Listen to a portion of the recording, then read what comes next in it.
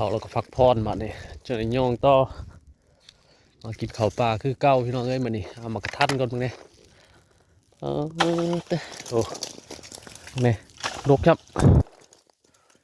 เก็บกระทันเมื่อให้ลูกหลานอยู่บ้านก่อนพาดเอาเลยเมื่อกินสุ่มกินเมี่ยงกระทันก็ได้กระทันปลากระทันน้อย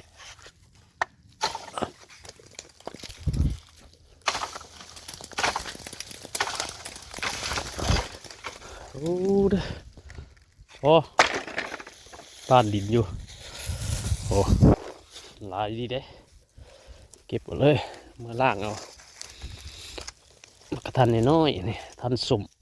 กับบหวานเนาะ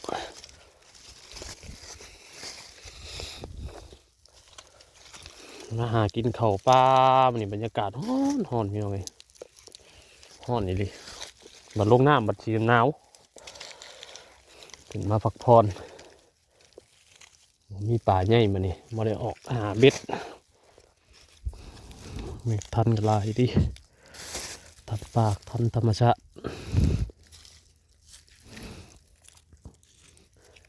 เก็บมากินส้มกินนึงก่อน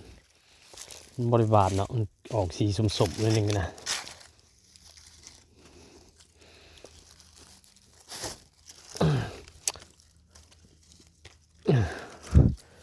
โอเคพี่น้องเลยเดี๋ยวต่อกันใหม่เนาะมาถ่ายบรรยากาศธรรมชาติอยู่หากินตามห้วยตามห้องตาม